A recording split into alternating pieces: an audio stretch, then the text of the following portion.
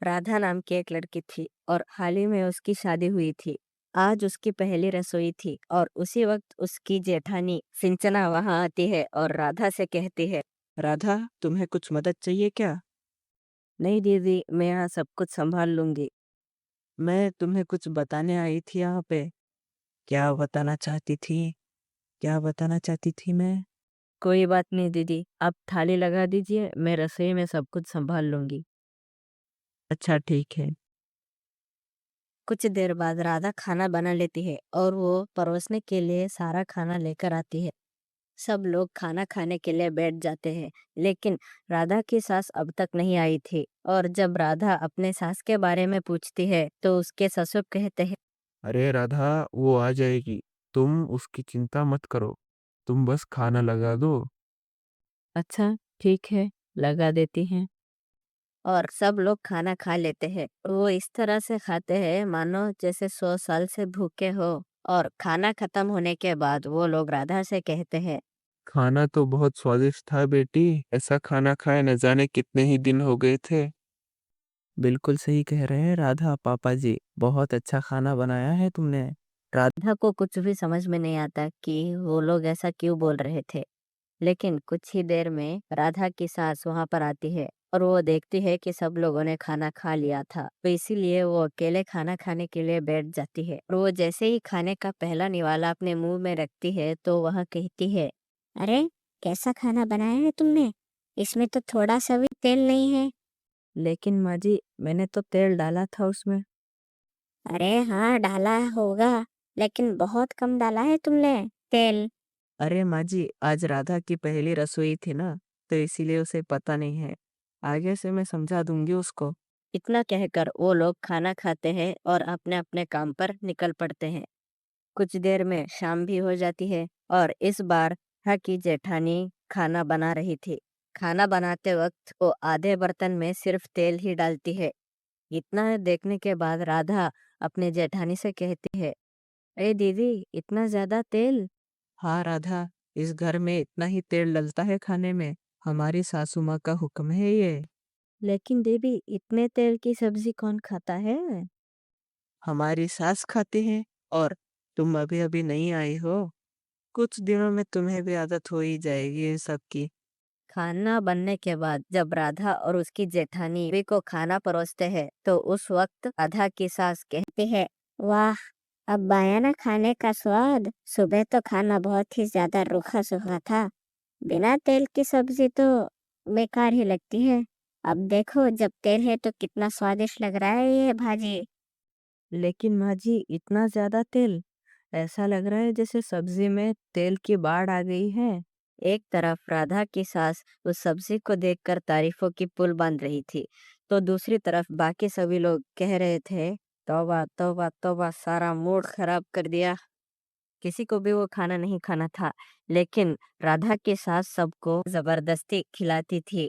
सब लोगों ने जैसे तैसे खाना खा लिया और सब लोग सोने चले गए। अगले दिन भी उसी तरह का खाना बना और सब लोग ने खाना खाया, लेकिन सिर्फ थोड़ा सा। और खाना खाते ही राधा के पति और देवर ऑफिस से जाने के लिए निकल गए। इसी वक्त राधा के सास ने उन दोनों को रोका और कहा, अरे रुको, कहाँ जा रहे हो तुम दोनों, खाना तो खा लो। अरे माँ जी, हमने खाना खा लिया, हमारा पेट भर गया। हाँ तो टिफिन तो लेकर जाओ कम से कम। अरे नहीं माँ, ऑफिस में देते हैं ना खाना, हम वही खा लेंगे। अरे लेकिन ऑफिस का खाना घर के खाने के जैसे तो नहीं होता ना। अरे माँ, हम ऑफिस ही खा लेंगे, आप खाओ ना घर में खाना। अच्छा, हम चलते हैं, ठीक है।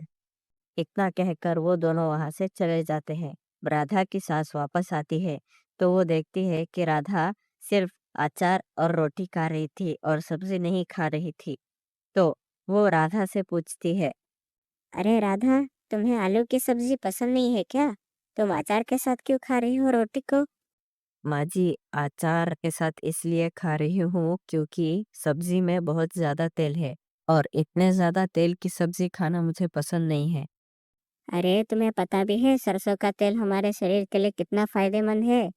सरसों के तेल की वजह से हमारे बाल काले, लंबे और घने होते हैं।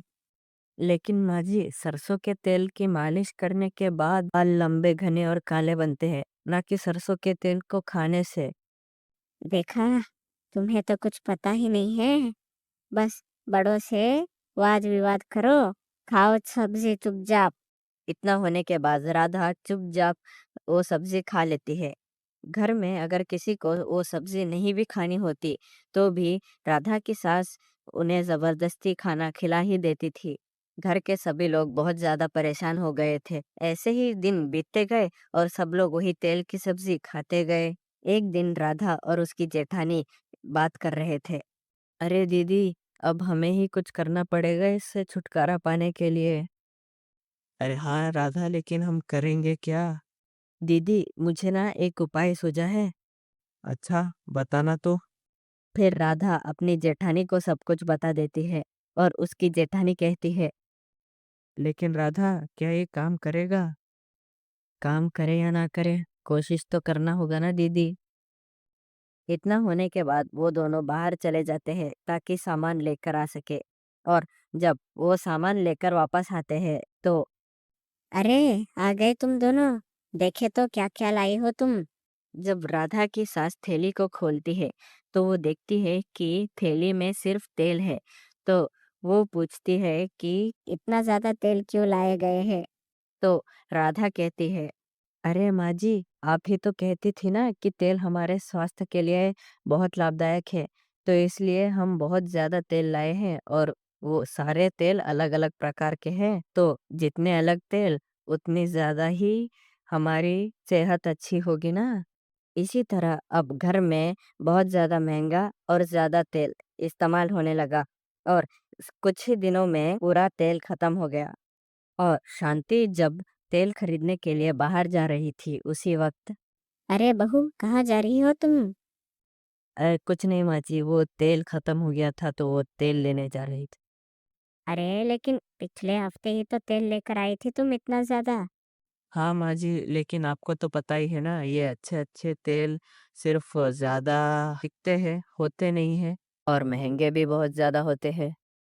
अरे बहू, मैं क्या कह रही थी, इतना ज्यादा तेल खाकर ना अब मैं भी पक चुकी हूँ। तो ऐसा करो कि आज से ना तुम सब्जी में कम तेल ही डाल दिया करो। अच्छा ठीक है माँ जी, जैसा आप कहे।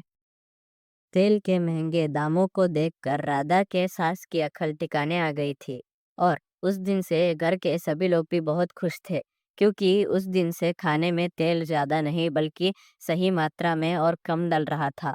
तो इसीलिए खाने में स्वाद भी बहुत अच्छा आ रहा था। आपको इस कहानी से क्या शिक्षा मिली, आप नीचे कमेंट्स में लिख देना। और इस वीडियो को लाइक करके चैनल को सब्सक्राइब करना मत भूलना। वरना आपके खाने में तेल नहीं डलेगा। मिलते हैं अगले वीडियो में। तब तक के लिए बाय बाय।